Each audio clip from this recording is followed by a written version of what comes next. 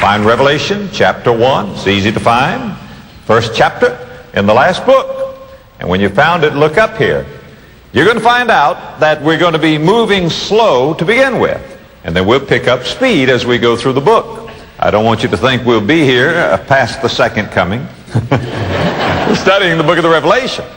But, you know, the old-time preachers used to say, start low, go slow, rise higher, catch fire. That's what we're going to do here. It's going to take us a while to get this gospel train out of the station, because for a while we're going to be laying some groundwork to help us to understand the entire book. So don't think that we're going to stay forever in chapter 1. So far we've only gone 3 verses. Now we come to the 4th verse.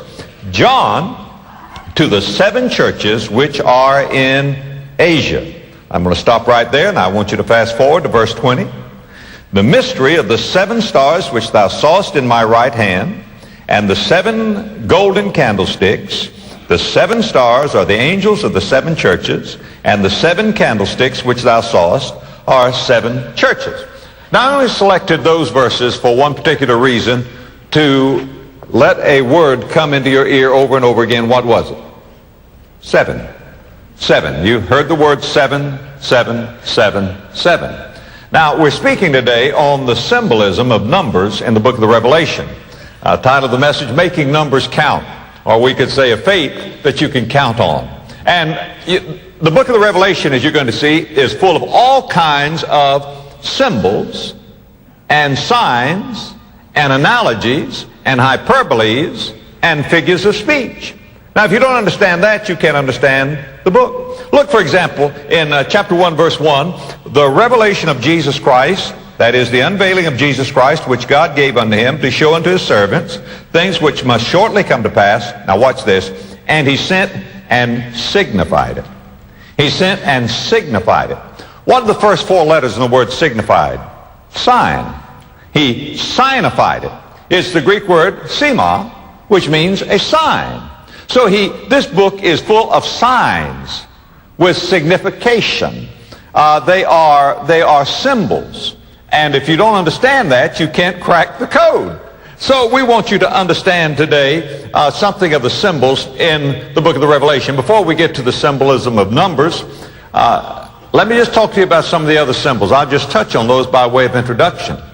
For example, John in this book speaks like a zoologist. You're going to find out that Jesus, for example, is described as a lamb, but he's also described as a lion. When we get a little further in the book, we're going to find some people around the throne of God, or some creatures, living creatures, zoa they're called.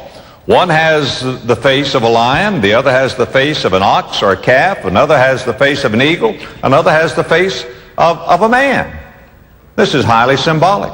We're going to find a beast that comes up out of the sea. A wicked, horrible, grotesque beast. That's the Antichrist. We're going to find another beast that comes out of the land. That is the false prophet. And so John sometimes speaks like a zoologist.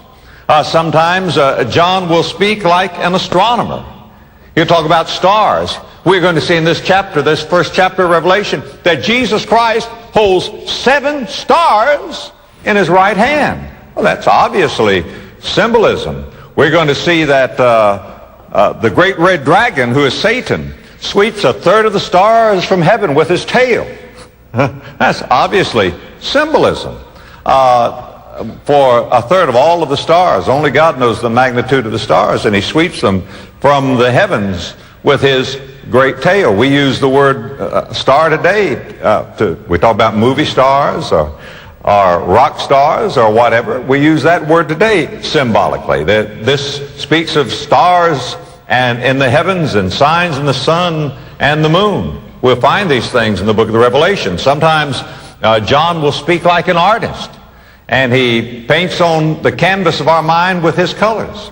For example, we'll find white over and over again in the book of the Revelation. There will be people in white robes. We're going to find people riding on white horses. We're going to find the bride of Christ dressed in white in a wedding gown. We're going to find the Lord Jesus Christ sitting upon a great white throne. We're going to find out that white is the symbol, the emblem of purity. Or green. John sometimes puts green on his canvas as he's painting.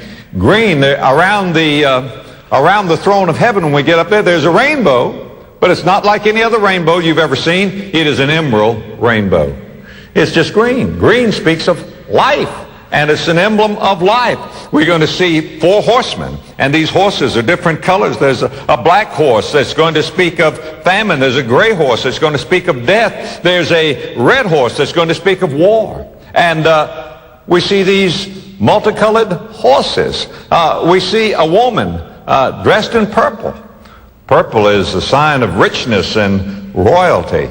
Well, these are all symbols. Now, sometimes John speaks like he's a geographer. We're going to see a woman sitting upon 7 mountains.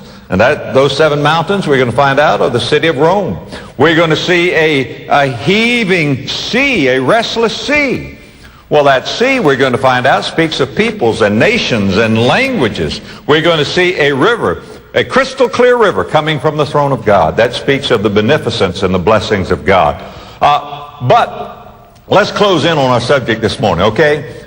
Let's see how John speaks as a mathematician, how he uses numbers. Because if you don't understand that, it's going to be very difficult for you to understand this book.